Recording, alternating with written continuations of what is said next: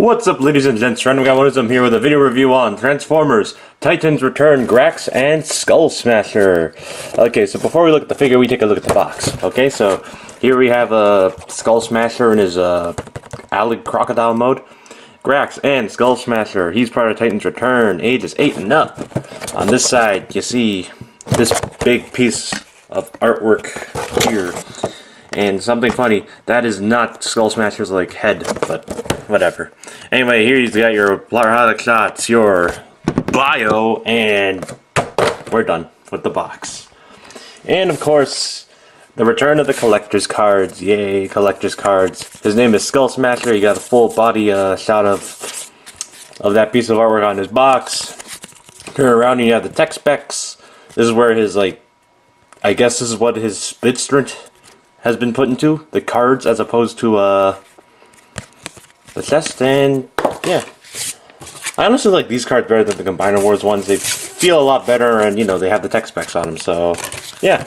Anyway, here we have SkullSmasher. Titans Return has hit Canada, finally, and I figured I'd get the one figure that's really good design-wise, just not that great quality-wise, and we'll get into that when we go to robot mode. Anyway, he is a crocodile. And looking at his head sculpt, nice crocodile head sculpt, nice red eyes, nice black, and a tamper-graph Decepticon symbol. Straight off the G1 toy. Hashtag straight out of the G1 toy. Even that came off the G1 toy. This tamper-graph detail right here. Yeah. And, you know, not a lot of paint on him. But then again, how much paint should you expect on a crocodile? You can open his mouth, and you can see, like, all the teeth are molded in. You got this tongue, nicely detailed tongue, and yeah, this panel we'll get into just a bit. It sinks in. Anyways, we get the back. You got nice scales. There's his tail, which has a bit of a gap. I mean, like, I wish like they could have utilized this peg somehow, but hey, you gotta do what you gotta do, I guess. It's not the biggest deal, but it is something I originally thought would store the tail. Anyways, articulation. His head does a full 360. Head goes up and down. You can turn. And you can open his mouth. Front legs. You got like a swivel here, a bend here, and a swivel here. This becomes robot mode arms. Back legs are one solid piece, and they're just on a ball joint. And his tail wiggles, but it'll eventually come off. So, okay, and the legs like to come undone on me. So just plug that back in. And yeah, just for a general comparison, here he is with Combiner Wars Prowl. Just to get a sense of how big he is, and no, I don't think that's how size works. With between a car and an alligator or crocodile. But hey. Anyways, accessory-wise, he comes with his gappy gun. It's got more gaps than your average maul. Ha ha ha ha ha ha ha! Anyway, gaps. And to store the gun, you just take the tail, there's a port right in there, and you take the gun handle, you just plug it in, and the tail comes undone.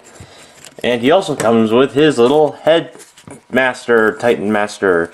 This is Grax. And, you know, I think this is the most paint we're going to get on a Titans Return figure. I mean, like a little headmaster. I mean, look at the face. It's painted in. The eyes are picked out. Gold painted face. And that's about it when it comes to paint. You've got the back upside down head, but hey. And, yep, articulation. Head's on a ball joint. Shoulders on a ball joint. They can go up and they can go out. And the legs are all hinged. And yeah, it's pretty small. For a sense of how small he is, here he is with Hank. This is like the smallest thing I own in regards to figures. This is the smallest thing I own. Anyway, there is storage for Grax. What you can do is you could open up this panel. I always have the hardest time opening this panel. And as you can see, like the scales, are all like picked off because I try to use it as leverage to get the panel open. Yeah, well, anyway, I had to undo the leg transformation for a bit. a bit just to get it open. And you know, inside there's like a little control panel. You just put Grax in a seated position and you just put him in there. Close it up. And yeah, I mean, he would have originally, like in the D1 toy, this black thing existed because that would be the cockpit because the guy would go in his mouth, but I guess they scrapped that idea for reasons unknown. Anyways, another thing you can do with Grax, it involves the tail. You just take it off, you flip down this peg, and then you have to put Grax like this. You have to put him at a 90-degree angle with his arms going out. Yes, and then you see this little slot right where my finger is, like right below this port. There's a slot right there, and on the back of Grax's legs you have this tab. You just take that and make that tab slide into that slot, and there you go. Now he's seated in the alligator tail. You can take the gun, and this is meant to go for base modes, but I don't plan to get Fortress Maximus anytime soon. I do plan to get Triptychon, just not Fortress Maximus. So if you want a base turret, you got one in the form of this. Anyways, we'll just get down to transformation. So first thing you do is you take the tail out, and you're done with that. Alright, get them all straight now because we're going to need them for later. Anyways, we're just going to untab the legs, and you just have to tab them in. You see this tab will plug in. Alright, I'll undo the legs first.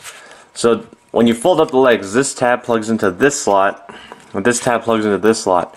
It's weird though, because these tabs you have to push together. Oh, there goes the QC. You have to push them together, but these tabs and slots here look more like the ones they have to slide. So yeah, there's that. Yeah, fold down his little feet.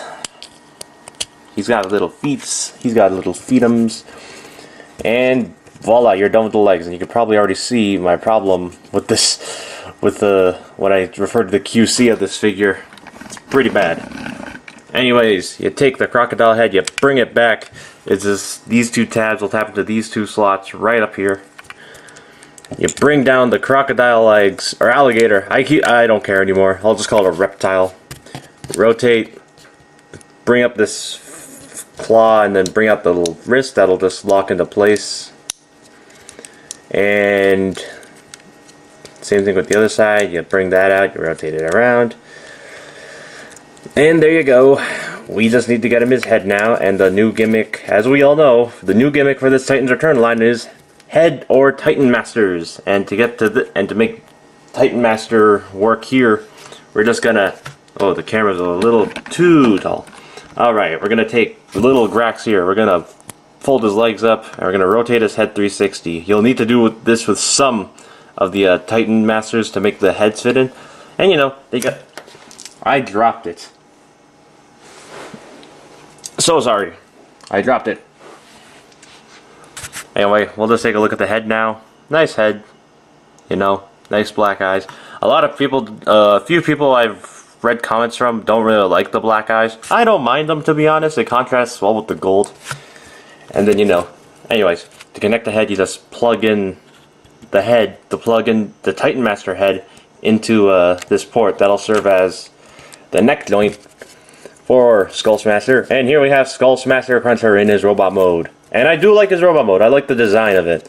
Doesn't have that much of a backpack, but other than that, it's a good figure. It has a lot. It's got QC problems though. It's not the best when it comes to quality.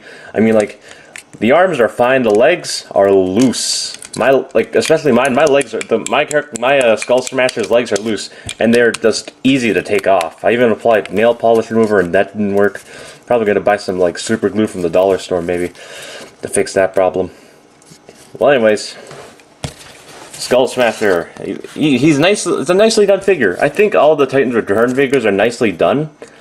It's just that this one has a QC problem. Anyways, articulation, head rotates 360. You can't really look up or down. It's got a nice range of wiggle. Shoulders do a full 360. They go outward and inward. You can even utilize the transformation joint. Why would you? Bicep swivel, elbow joint, and you got this forearm swivel right here. I don't know what use it'll serve to you, but you can use it. He's got a waist joint, and he's got hips that go forward and back and outward and inward. He's got a thigh swivel, a double jointed knee for transformation, and nothing at the feet. Yeah, he's as posable as he needs to be, and you're probably not going to get a lot of good poses out of him because his hips are weak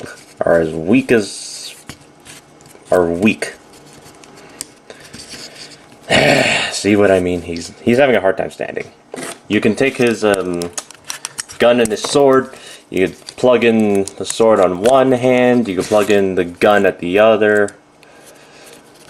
Or you know what I like to do is I like to just store the gun in here and then just have it like this.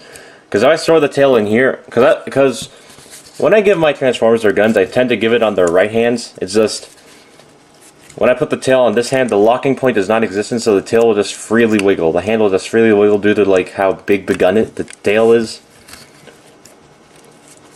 So yeah, that's my yeah. Anyway, comparison. Prowl just to get a general sense of how he scales with other deluxes. This is going to be Chrome Dome as well, so this will serve as the Chrome Dome size comparison as well, I guess.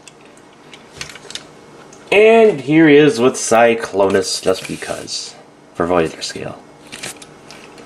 Yeah, SkullSmasher, Skull Cruncher, whatever you want to call him. Good figure, I like him. Not the best quality-wise, but he's really good design-wise. All these Titan Return figures are well designed. It's just this one specifically has some QC issues, but other than that, again, good figure. I recommend him.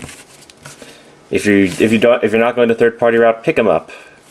That's all I can say about SkullSmasher. Bye.